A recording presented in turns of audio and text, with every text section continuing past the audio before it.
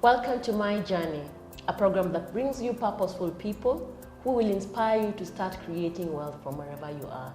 And today with me on set, I have a wonderful lady who has an amazing story. I remember when we met the first day in class, I looked at her nails and that is what kept on ringing in my mind. And today I got my nails made. Welcome to the show, Wanjiru. Can you introduce yourself and tell our viewers who you are and where you are currently? My name is Wanjiru Thiong'o. I am a content creator and producer. I'm currently interning at the Kenya Assemblies of God head office. And yeah, it's a privilege and an honor to be here today. Oh, thank you, Wanjiru. Yes. So tell me about Centonomy. Where did you hear Centonomy? I had Centonomy for the first time when I was in campus, but you know, when you're in campus and I looked at the fees, it really didn't hit me why I needed to take the course then.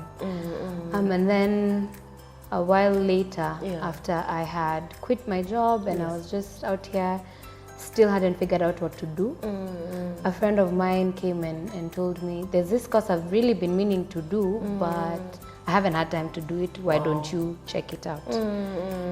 And when I dug deeper and talked to people who had actually done Centonomy before, they actually recommended the course, especially when it came to financial management. And I had got to a point where now that I didn't have a job, and I still needed to survive, I also needed to look at how I was spending my money and where my money was going. So I actually had a bit of a problem with how I would spend my money. So a lot of my money would go to Uber all the time because I was always late to go to places. I'd always have an excuse to eat out. So because I never used to, I don't take breakfast very early in the morning when I leave the house. I would end up having an excuse to sit at a restaurant and eat. And just so that's where a lot of my money was going. And because I really wasn't busy, I decided why not? So that's how I that's how I found myself at Centonomy. I'm sure you were so shocked after the very first class when you were told to start, tracking your spending. And that is where I realized there is a problem, a very big problem. Because I also learned that I was an impulse buyer. So I'd never really need something, but because I want it and I thought it was important to have it, then I just find myself buying. And it wasn't exactly spending 10,000 shillings at once. You would find that sometimes I'd spend up to 10,000 shillings in 2 weeks, probably because I used an Uber or I bought a shoe that I never really needed, but I liked. So I just walked into a shop and bought it. And I'd find small excuses to justify why I was spending how I was spending. I like that. I know most people will tell you that they do not have money to invest. And I know what we do at Centonomy 101, the program, is teach you how to manage your money fast. So you basically understand where your money goes to. And in most cases, guys will tell you, no, you know what? I don't have money to invest. Where do I start from? So I'm sure that class really helped you. The very first part was you realized, I have this money that you thought at some point you really never had. All right, okay, that's really interesting. So I think one of the things we were encouraged to do when we were doing Centonomy 101 is tracking how you spend your money. Where does a lot of your money go?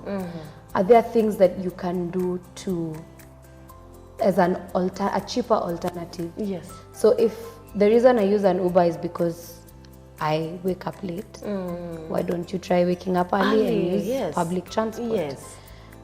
If it is eating out, why can't you carry packed lunch to the office? It helps you save a lot. If you're buying food, because the tendency to the thing about walking into supermarkets is you always find something that you will buy on top of what was on your shopping. I agree. So instead of buying your food at a retail store, why not shop at a wholesale shop? So you save a lot. So whatever you're able to save, then that you can invest. But one of the biggest principles that I think I learned was you need to pay yourself first, which is something I'd never really thought about. Paying yourself first, meaning save before you spend. And not going out and having fun. No. Buying that expensive dress. No. So you actually invest before you spend. So then whatever is left after you have saved is what now you know, you split between whatever your utilities and your bills and whatever else. Yeah. I know when Washeka watches this video, she's going to be very inspired, because that is what she wants people to carry on. Like, you need to pay yourself first by investing. And of course, one of the things we keep on saying is that an investment should be able to put money in your pocket. Yes. Yes. But just buying something you're like, oh, I have an investment, I have a TV screen. That's not an investment. You should be able to put money in your pocket. All right. True. Okay. Wanjiru, one of the biggest highlights for you for taking up the program for the 12 weeks, because the program runs for 12 weeks, yes. I think my biggest highlight was interacting with people who are actually in the industry. Centonomy is not a place that comes to teach you where to take your money. That is one thing that people need to understand. So if you're coming to Centonomy to be taught where to take your money, that's not what Centonomy teaches you how to do. Centonomy is a place that helps you understand yourself, how you spend your money, and what alternatives do I have. My biggest highlight was interacting with people who are actually in the industry. If it's a class on insurance, they bring someone who is in the insurance industry. If it's about tax, you learn so much from a tax lawyer who is in the industry. So these are not people who are teaching you from hearsay or from something they read. It's from something that they spend their time doing. And there's a lot of, when you hear information like that from someone who is in that industry or in that market, it actually makes more sense. Yeah, it makes more sense if I'm a practitioner rather than coming to teach you from something I've read, because I don't know the practicality of it. So for me, my highlight was that being in a position to interact with people who are in the industry, ask the questions for free. Ask those questions and get answered, as opposed to paying consultation to go and ask a few questions. They're at your disposal. So for me, that was that, and graduation. We are all busy, and you know, we have to look for time to go to class, and specifically set aside time to go to class. But having done that course for 12 weeks and seeing the transformation and the change in my mindset as far as money is concerned was another highlight for me. Because after I left Centonomy, I had to sit and ask myself very tough questions. And I had to change my pattern of spending. And I'm currently actually realized that for me, every time I know I have money in my bank account, it's a ticket for me to spend.